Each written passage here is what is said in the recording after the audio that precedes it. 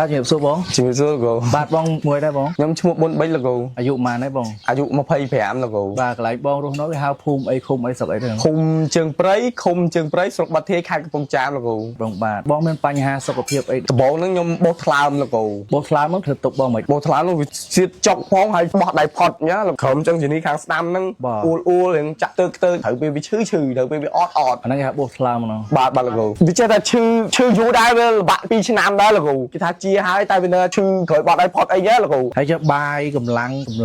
ស្បែកកាលហ្នឹងវារៀងលឿងរៀងអីហ្នឹងលោកគ្រូទឹកនោមអីមិនទឹកនោមលឿងម្ដងម្កាលព្យាបាលរឿយមកដែរបាទលោកគ្រូចាព្យាបាលរហូតចាទិញថ្នាំខ្មែរទិញអីចឹងទៅ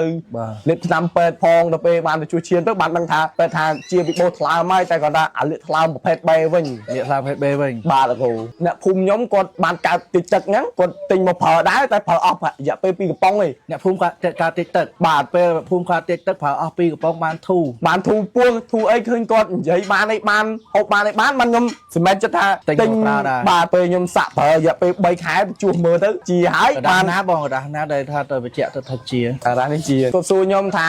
គាត់លោកគ្រូប៉ែគាត់ថាកុំចេះតែប្រើតាម Facebook ប្រើអីហ្នឹងគាត់យកឈាមខ្ញុំទៅតេស្តគាត់តេស្តរួចគាត់ថាបងឯងឈ្មោះប៊ុនបិចតែពេលខ្ញុំថាបាទលោកគ្រូឥឡូវចាំមកផ្លែតគាត់អត់ចិត្តគាត់យកឈាមខ្ញុំទៅផ្សារទៀតយកទៅផ្សារទៀតលទ្ធផលមកអត់មានអត់លាកថ្លើមអត់អីគាត់ថាខ្ញុំព្យាបាលឯណាលឿនម៉េចឆ្នាំអីគេអញ្ចឹងរយៈពេល13ខែហ្នឹងគ្រូពេទ្យគាត់លន់មាត់ចឹងបាទលោកគ្រូបាទហើយចុះណាកដាស់ជួសភៀងលើកទី1ដែរលើកទី1នេះលោកគ្រូអានេះលើកទី1បាទលើកទី1លោកគ្រូបាទហើយចុះណាបន្ទាប់បន្ទាប់នេះលោកគ្រូបន្ទាប់